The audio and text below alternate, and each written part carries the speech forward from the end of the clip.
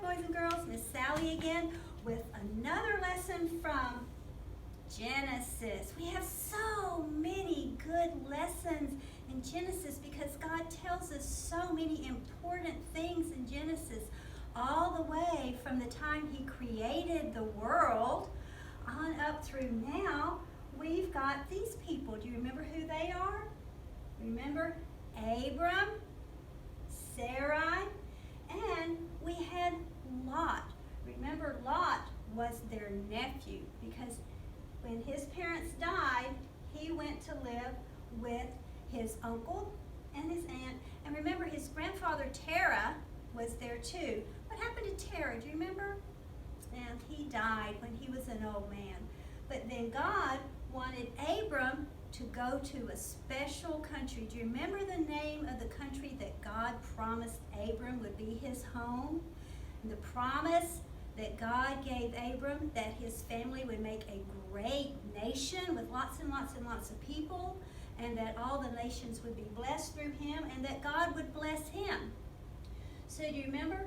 God led Abram and Sarai, and Lot was with them, led them to Canaan. And that was the land that God promised Abram, Canaan. That's an important word we need to remember because that's the land where God was going to have Abram's family live.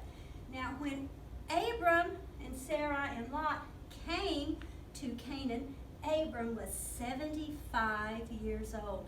That's pretty old. That's older than Miss Sally, so it's very old. And then his wife Sarai was 65.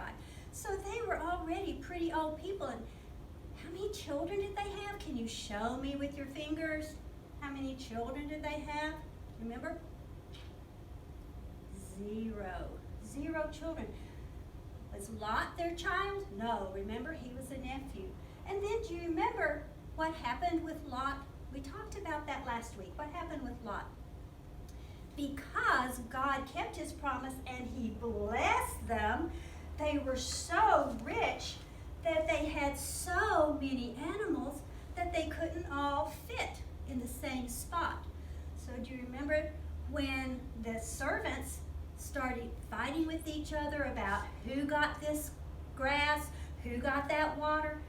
Abram said, Lot, this is not good. We need to separate. So you remember Lot left, took his animals, and went off to the east.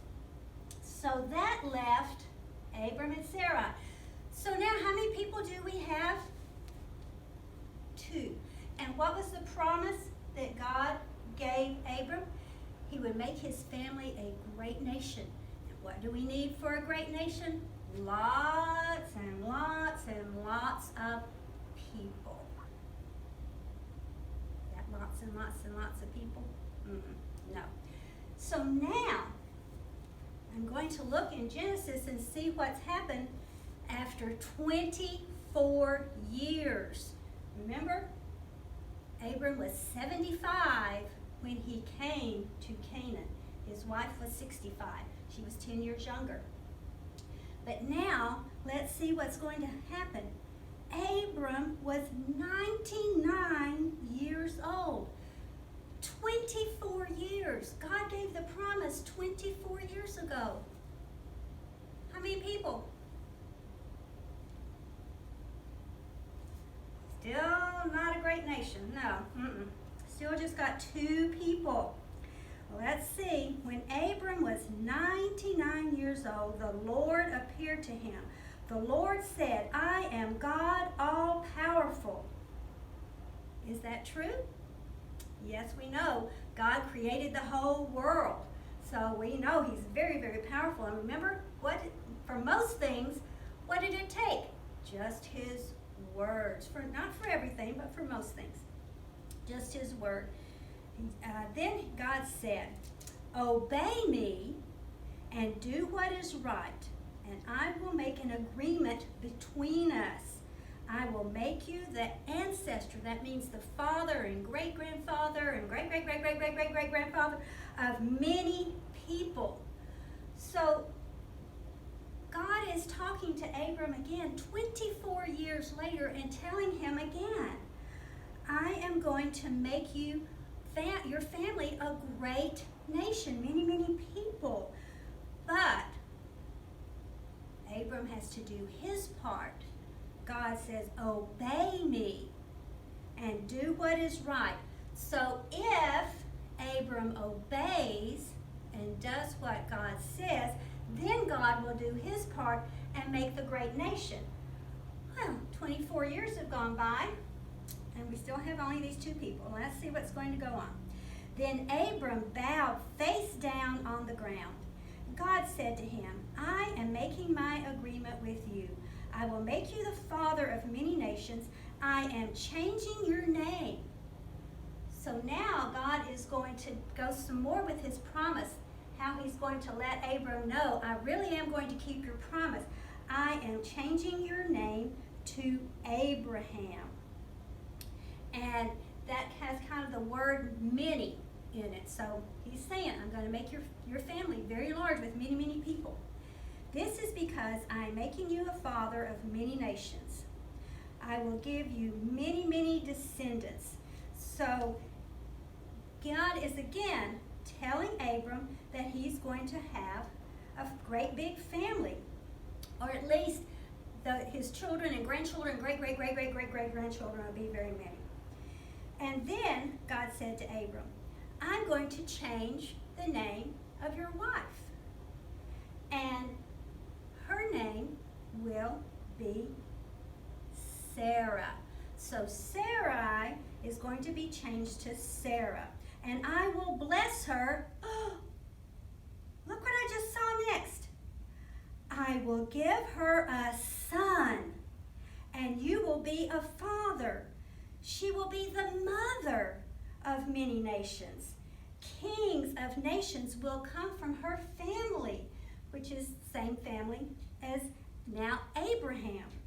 Now Abraham bowed face down on the ground and laughed. He said to himself, can a man have a child when he is 100 years old? Because God says next year Sarah will have a baby. He says, can Sarah give birth to a child when she is 90? Very, very old now. Then Abraham said to God,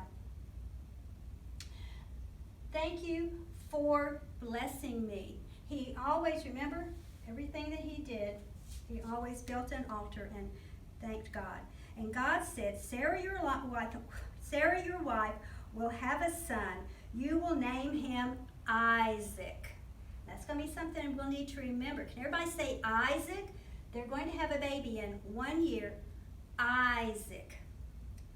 And God said, I will make my agreement with him. So once Abraham and Sarah have a baby, then their baby will get the promise that God has given Abraham. It will pass down to the son. And I will make an agreement that continues forever with all his descendants. Now you remember, we've talked about some people who are very, very special. There were Adam and Eve, and then Seth, and then Seth's great-great-grandson Noah, and his son Shem, and then from Shem to Terah to Abram. What was special about all of them? They're great-great-great-great, ever so great grandparents of Jesus.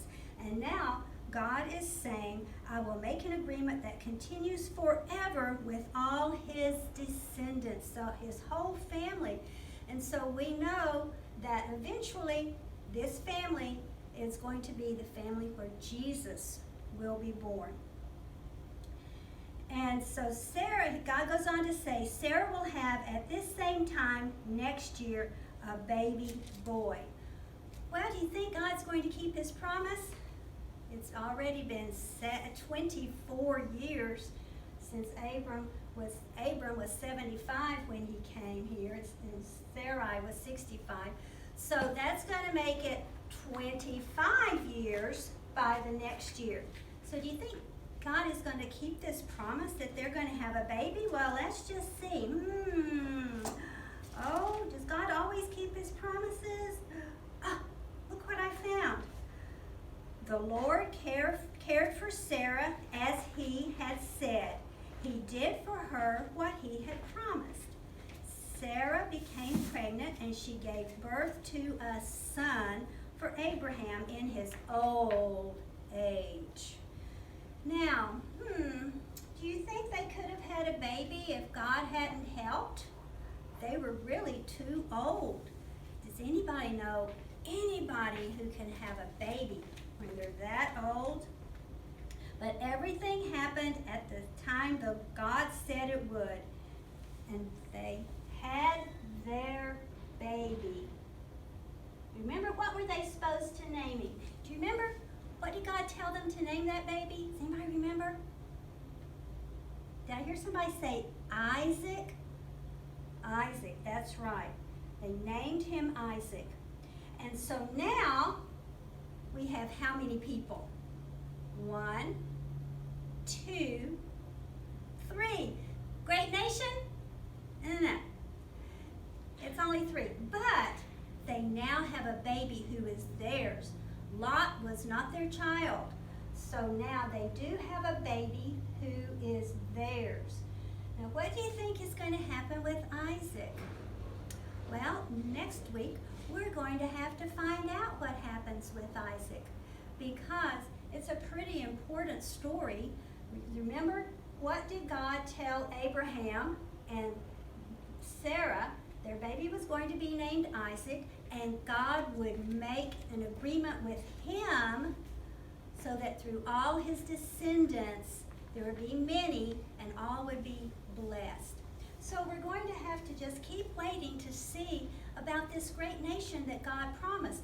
But remember the other part of the promise that God gave Abraham, or he was Abram when he got the promise, I will bless you. And sure enough, Abraham was just kept on getting richer and richer and richer. He was very, very rich. But remember, Abraham had to do his part. Remember, what did God say? I am God all-powerful. Obey me and do what is right. And I will make an agreement between us. I will make you the father of many, many people. Now, it doesn't mean necessarily that he would be the father himself, but he'd be like a great-grandfather, great-great-great-great-greatfather. His family would grow bigger and bigger and bigger.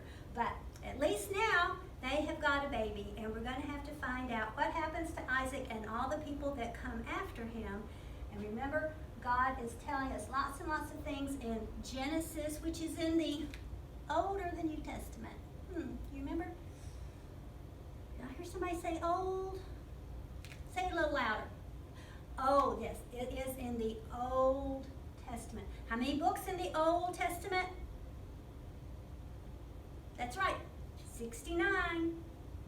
No. That's 69? No. 39. 39 books in the Old Testament. How many in the New Testament? 57? No, 27. 27. 39 books in the Old, 27 in the New, and when we put them all together, we know how many are in here. 66 books. We have lots and lots and lots to still learn in our Bible. So we'll hope to see you next week.